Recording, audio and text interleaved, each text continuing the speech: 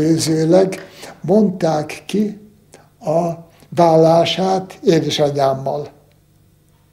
Édesanyámmal elváltak. És amint ezt a hírt megkapta, utazott egyenesen Zürichbe, ahol akkor mostohanyám tartózkodott, aki a doktorátusán dolgozott. És nem tudom, együtt jöttek, vagy vissza, minden esetre, hogy hát tudassa vele, hogy megnyílt az út, hogy összeházasodjanak. És amikor ez a kísérlet állítólag történt volna, hogy a budapesti zsidóságot a csendőrség összegyűjtése segítségével kitelepítsék Németországba, akkor Balatonon vitorlázott a fiatal feleségével. Kormányzó úr elég sok zsidót mentesíteni akart. Rengeteg ember fordult édesapámhoz avval a kéréssel, hogy ezt vagy azt a zsidót, akit ő ismer, mentesítsék a németországi sorsától.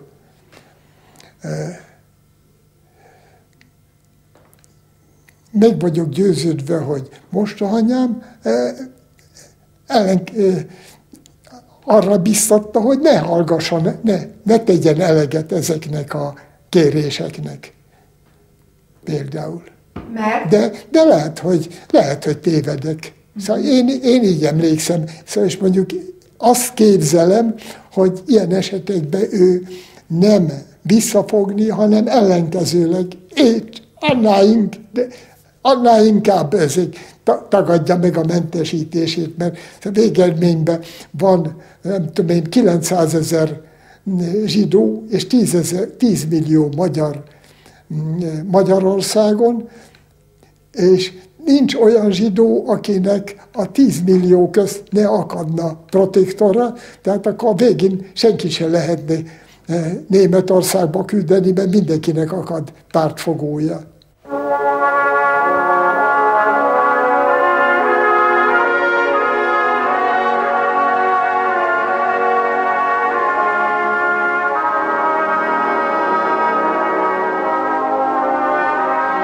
Hivatásának szépsége nem az, amikor fényes ruhában az élet szépségét élvezheti, hanem az, amikor tépet ruhában, vérző homlokkal járja harcvedőt, és tettekkel bizonyítja, hogy méltó arra a szeretetre és nagyra becsülésre, amellyel nemzete körülveti. Rántsunk kardot, és kiáltsuk egy szívvel, lélekkel, a hazáért, így halálig! De hogy édesapám, ha tőle függött volna, a budapesti zsidókat is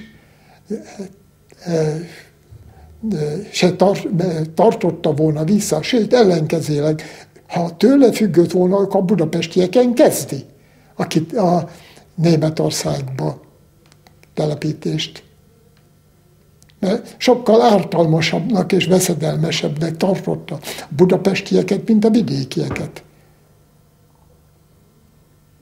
Aztán miért nem így? Én magam is, nekem is ez a véleményem. Ma is? Ma is. Ma fokozottan a történtek és a jelenlegi helyzet ismeretében.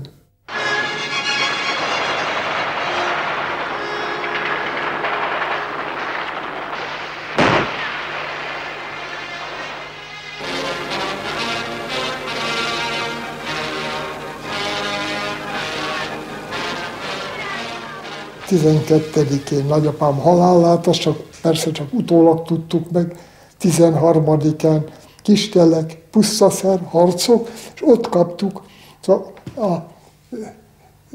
a harcvonalba feküdtem kezembe géppisztollyal, akkor hátulról valaki megrántogat rá a nadrágomat, hogy menjek hátra a parancsnokságra. És ott csak annyit mondtak, hogy édesapámmal együtt szabadságot kaptunk azonnal szedjem össze a holmimat, és indulunk. És hát akkor nagyapám temetésére indultunk. Szálasi Ferenc miniszterelnököt az országgyűlés nemzetvezetővé választotta.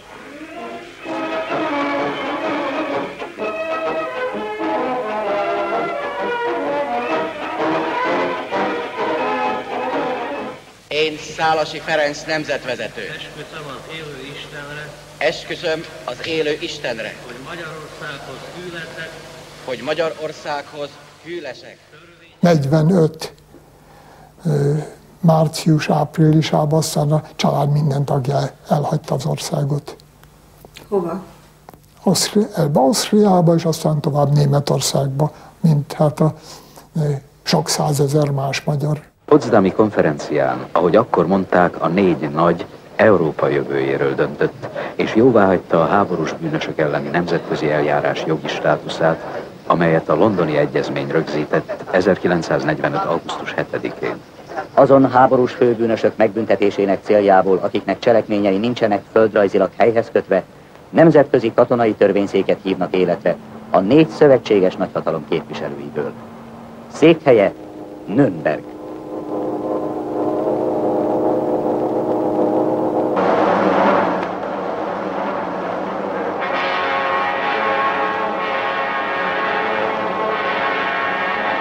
A magyar kormány kérésére a Szövetséges Ellenőrző Bizottság hazaszállíttatta a magyar háborús főbűnösök első csoportját. Az országromboló Szálasi, Imrédi, Bárdosi, Endre László, Reményi Schneller és társai most politikai rendőrségen várják, hogy a magyar igazságszolgáltatás előtt felelj tetteikért.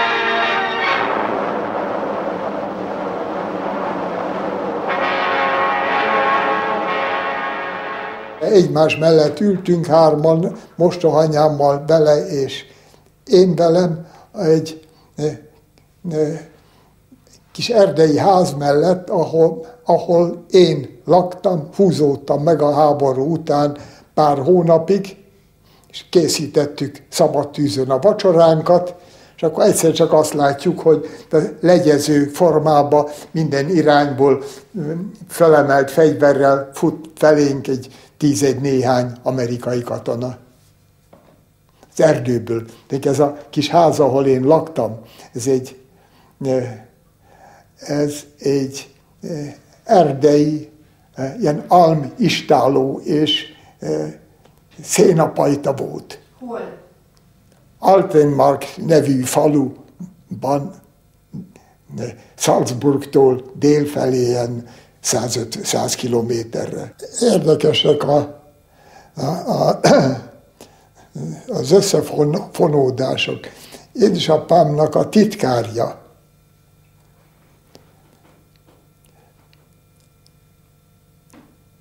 és autóval menekült, feleségével, meg 2 vagy 3 kisgyerekével. És elfogyott a benzinjük. És az a hír járta, hogy az ENSZ folyó lesz a határ, az orosz megszálló és az amerikai megszálló zóna közt. És ő még azon a területen akadt el a kocsijával, benzinhiány miatt, ami akkori hír szerint orosz megszállás alá került volna. És jó pénzért talált ökrös gazdát, aki befogta a zökreit az autója elé, és áthúzatta abba a faluba, ahol történetesen én laktam. És ott gyakran összetalálkoztunk, beszélgettünk.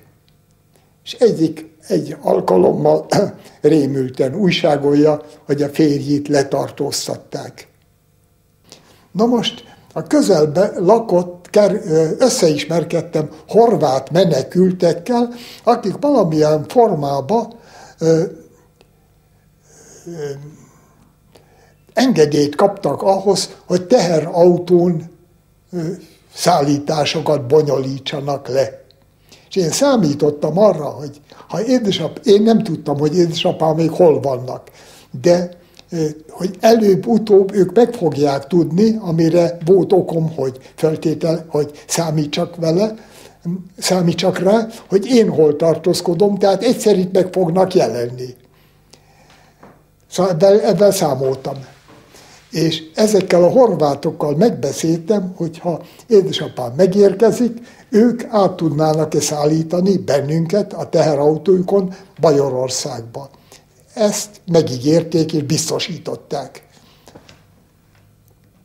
Na most erre, mikor édesapám még megérkeztek, szaladtam a horvát barátaimhoz, hogy hát itt elérkezett a pillanat. Azt mondták, hogy szívesen, de a teherautó éppen útban van, csak hónap fog visszaérkezni. Várjunk hónapig. Hát így történt, hogy akkor ott ültünk. Ja, közben édesapámmal ott meg a feleségével, a Bostoranyában sétálgattunk, és az utcán szembe találkoztunk ennek az egykori titkárjának, Takács Albertnak a feleségével. És integetett, hogy ne szóljunk semmit, jobb, hogyha nem mutatjuk meg, hogy ismerősök vagyunk. És eltűnt. És amint aztán később kiderült, látva, hogy édesapám itt tartózkodik, azonnal Salzburgba utazott, és megkérdezte, hogy amennyibe édesapámat elfogják, akkor férje visszakapja a szabadságát. És hát megértették, hogy ez egy üzletet kínálnak neki, és megígérték, hogy így lesz, igen. Erre visszajött, és ő vezette nyomra. Ő tudta, hogy én hol lakom, és ő vezette nyomra az amerikaiakat.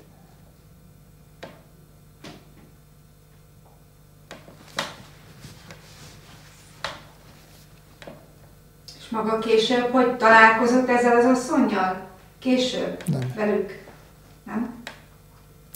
3 kisgyereke volt, úgy érezte, úgy hitte, és beigaza volt, hogy szóval édesapám, hogy előbb-utóbb elfogják, az nem lehetett kétséges.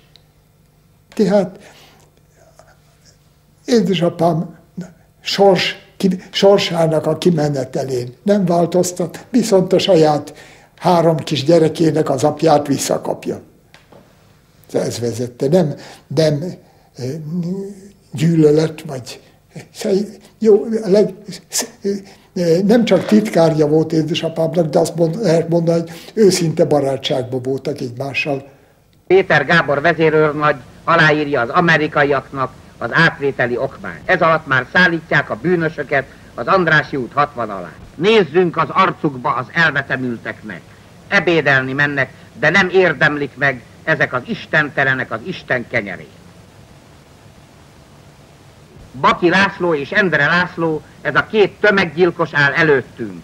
Felelni fogtok gazságaitokért, sötét gonosztevők. Nézzetek egymásra, egy húron pendültök, egy lesz a sorsotok. Gonosztevők jó kezekben vannak. A volt hűségháza, most a hűtlenek börtöne. Itt fognak megérni a népbíróság ítéletére. Amikor elfogták az édesapját, akkor már az új feleségével élt. És ő vele mi lett? Őt is elfogták? Nem.